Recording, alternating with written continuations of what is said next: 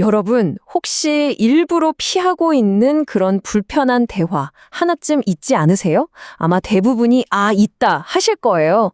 근데 말이죠. 그 침묵의 대가가 우리가 생각하는 것보다 훨씬 어마어마하게 크다고 합니다. 그래서 오늘은요, 이 불편한 대화를 피하는 데 드는 비용이 대체 얼마인지부터 시작해서 골칫거리 같던 갈등을 오히려 우리 팀의 가장 강력한 자산으로 확 바꿔버리는 기술, 그걸 한번 제대로 파헤쳐 보겠습니다. 자, 이 숫자 좀 보세요. 3,590억 달러. 이게 우리 돈으로 하면 무려 470조 원입니다. 470조. 감이 잘 안 오시죠? 이게 뭐냐면요. 바로 미국에서면 1년 동안 잘못 관리된 직장 내 갈등 때문에 그냥 공중으로 날아가 버리는 생산성의 가치입니다. 근데 이게 단순히 돈 문제에서 그치는 게 아니에요. 사실 더 무서운 건 신뢰가 깨지고 팀워크가 무너지고 결국엔 최고의 인재들이 조용히 회사를 떠나게 만드는 그런 보이지 않는 비용까지 다 포함된 숫자라는 거죠. 아니 그럼 대체 이 천문학적인 손실이 어디서 오는 걸까요? 원인이 뭘까요? 정답은 의외로 간단합니다. 바로 우리 모두가 이거 껄끄러운데 하면서 불편한 대화를 피하려는 그 본능적인 경향 때문이에요. 그러니까 갈등 그 자체가 문제가 아니라 그걸 마주하지 못하고 자꾸만 피하려고 하는 우리의 회피가 진짜 문제라는 겁니다. 자, 그래서 이제 어떻게 하면 대화를 잘할까 하는 전략부터 바로 배우고 싶으실 텐데요. 잠깐만요. 그 전에 먼저 우리 마음속을 한번 들여다볼 필요가 있어요. 도대체 왜 우리는 그렇게까지 불편한 상황을 피하려고만 하는 걸까요? 이 심리적인 이유를 제대로 이해하는 게 모든 것의 출발점입니다. 크게 보면 우리 발목을 잡는 세 가지 심리적인 장벽이 있습니다. 첫째는 다른 사람한테 나쁜 사람으로 보이기 싫은 좋은 사람 콤플렉스. 다들 좀 있으시죠? 둘째는 속으로는 불만이 있는데 겉으로는 괜찮아 하면서 스스로를 속이는 인지 부조하고요. 그리고 마지막으로 가장 근본적인 건데 우리 뇌 자체가 사회적인 갈등을 거의 생존의 위협, 목숨이 달린 문제처럼 받아들이도록 설계되어 있다는 사실이에요. 이걸 아주 재밌게 표현한 용어가 있는데요. 바로 편도체 납치입니다. 말 그대로 우리 뇌가 납치당하는 거예요. 불편한 대화 같은 스트레스 상황에 딱 직면하면 우리 뇌의 감정 컨트롤 타워인 편도체가 폭주를 하면서 이성을 담당하는 전두엽의 스위치를 그냥 꺼버리는 겁니다.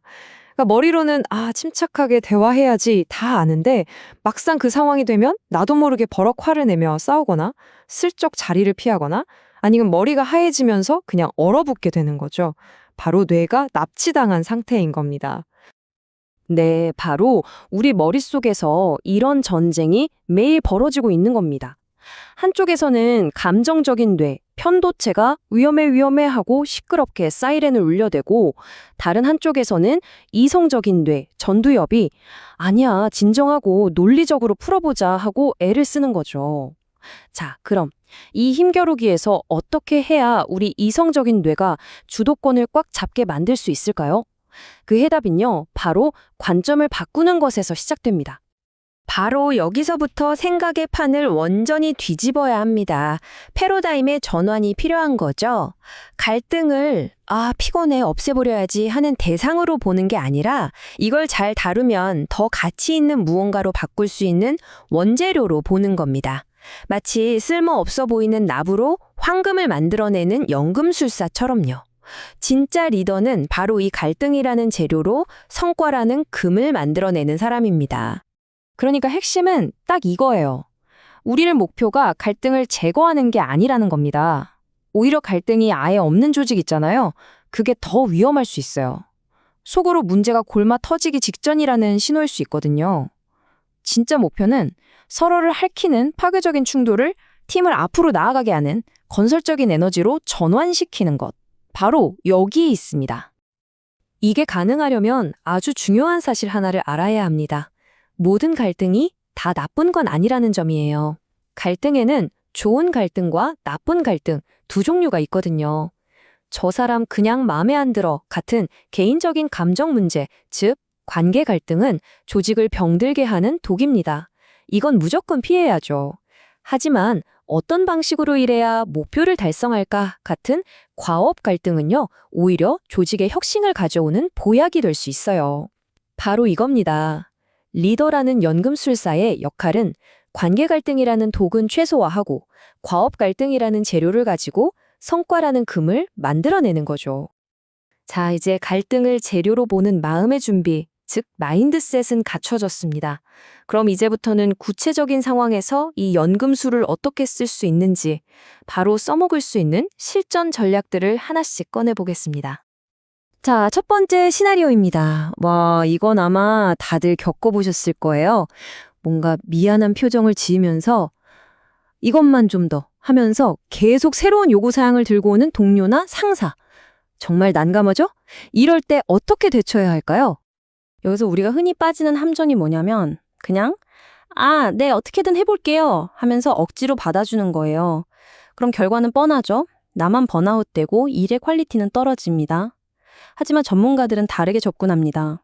무작정 안 돼요 라고 하는 대신 최악의 시나리오를 공유해서 그 선택이 가져올 대가를 아주 현실적으로 보여주는 거죠. 이게 바로 심리학에서 말하는 손실회피 원리를 이용하는 건데요. 사람은 뭔가를 얻는 기쁨보다 가지고 있는 걸 잃는 고통에 훨씬 더 민감하게 반응하거든요. 바로 이렇게 말하는 겁니다. 네, 좋습니다. 다만 요청하신 내용을 모두 반영하면 마감일이 최소 2주 늦어지고요. 최악의 경우엔 프로젝트 수익률이 20%까지 떨어질 수 있습니다. 어떠세요? 일이 너무 많아서 힘들어요 라고 징징대는 대신에 구체적인 손실을 숫자로 딱 보여주면 상대방도 상황을 훨씬 심각하게 받아들이고 그럼 우선순위를 정해봅시다 하고 현실적인 논의를 시작하게 되는 거죠. 자, 두 번째 상황으로 가볼까요? 이것도 정말 답답한 순간이죠. 설명은 다 끝났고 다들 듣고 고개도 끄덕였어요. 분위기도 좋아요. 그런데 정작 가장 중요한 마지막 한 걸음? 자, 그럼 결정합시다. 이 말을 못하고 다들 망설이고만 있는 바로 그 순간입니다. 이때 그냥 저만 믿으세요. 괜찮다니까요. 이렇게 말하는 게 최악의 대응입니다. 근거 없는 자신감은 상대방의 불안감만 더 키울 뿐이거든요. 전문가들은 이럴 때 사회적 증거라는 아주 강력한 무기를 사용합니다. 우리 왜 맛집 찾아갈 때 리뷰 제일 많은 곳 가잖아요? 그거랑 똑같아요. 불확실한 상황에서는 사람들이 다른 사람들은 어떻게 했지? 이걸 보고 안심하려는 경향이 있거든요. 이렇게 말해주는 거죠.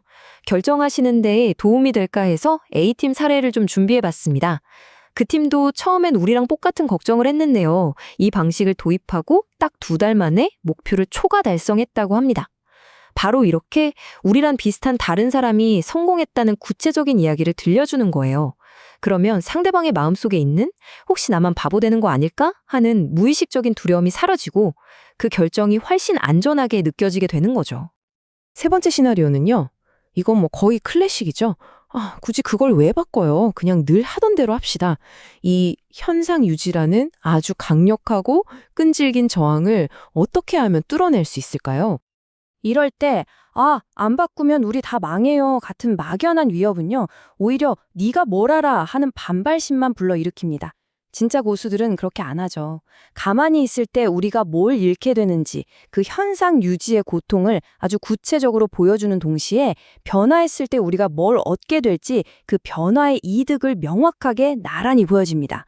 그러니까 고통에서 벗어나려는 힘과 이득을 얻으려는 힘, 이 두 가지를 동시에 활용하는 거예요. 예를 들면 이런 식입니다. 현재 방식을 그대로 유지하면 앞으로 2년 동안 약 5억 원의 잠재적 손실이 예상됩니다. 하지만 지금 바꾼다면 우리가 놓치고 있던 2개의 새로운 시장 기회를 잡을 수 있습니다. 보세요. 5억 원 손실이라는 아주 구체적인 고통에서 벗어나고 싶은 강력한 동기를 부여하면서 동시에 새로운 시장 기회라는 아주 매력적인 비전을 함께 제시하는 거죠. 뒤에서 미는 힘과 앞에서 끄는 힘, 이 두 가지를 동시에 써서 저항을 뚫어내는 겁니다. 자, 이렇게 강력한 전략들을 알아봤는데요. 듣고 보니 그럴듯한데 이걸 어떻게 해야 진짜 내 것으로 만들 수 있을까요? 이제 마지막으로 이 기술들을 내 몸에 착 붙게 만들기 위한 핵심 운영체제와 당장 오늘부터 실천할 수 있는 구체적인 실행 계획까지 알려드리겠습니다. 오늘 배운 이 전략들은요, 스마트폰에 설치하는 아주 유용한 앱이라고 생각하시면 돼요. 그런데 아무리 좋은 앱도 그걸 돌리는 운영체제, 즉 OS가 불안정하면 자꾸 튕기고 제대로 작동 안 하잖아요. 이 대화 전략도 마찬가지입니다.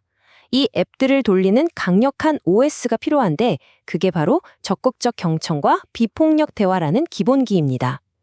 이 탄탄한 기본기 없이는 아무리 화려한 기술을 써도 그냥 말만 잘하는 사람이네 하는 잔기술로 보일 뿐이에요. 특히 이 비폭력 대화 MBC 모델은 정말 강력한 기본기입니다. 4단계만 기억하시면 돼요. 관찰, 느낌, 욕구, 부탁. 예를 들어 왜 약속 안 지켜요? 라고 비난하는 대신에 이 4단계를 거쳐서 말하는 거죠. 지난주 회의록을 오늘 받기로 했는데 아직 못 받았습니다. 이건 그냥 팩트, 즉 관찰이죠. 그래서 프로젝트 진행이 늦어질까 봐 좀 걱정이 됩니다. 이건 저의 느낌이고요. 왜냐하면 우리 팀의 신뢰와 일정이 저에겐 중요하기 때문입니다. 이게 바로 저의 욕구입니다. 그래서 혹시 오늘 오후 3시까지는 공유해 주실 수 있을까요? 이게 바로 구체적인 부탁이죠. 어떠세요? 상대를 향하던 비난의 화살이 문제를 함께 해결하자는 협력의 손길로 바뀌었죠? 자, 이제 여러분의 차례입니다. 오늘 봤던 그 흔한 함정들 있잖아요.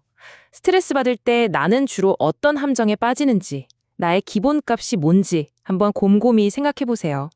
그리고 처음부터 막 엄청 어려운 대화에 도전하지 마시고요. 그냥 편한 동료와의 가벼운 대화에서부터 이 기술들을 한번 써보면서 작은 성공을 쌓아가는 겁니다. 대화하기 전에 딱 1분만 내 목표가 뭐지? 상대방이 진짜 원하는 건 뭘까? 이 2가지만이라도 생각해보는 습관을 들이는 것부터 시작해보세요. 마지막으로 이 질문 하나를 스스로에게 던져보시면서 오늘 이야기를 마무리할까 합니다. 내가 지금 의도적으로 피하고 있는 불편한 대화는 무엇인가? 어쩌면 바로 그 대화 속에 당신과 당신의 팀을 한 단계 더 위로 점프시킬 가장 큰 기회가 숨어 있을지도 모릅니다.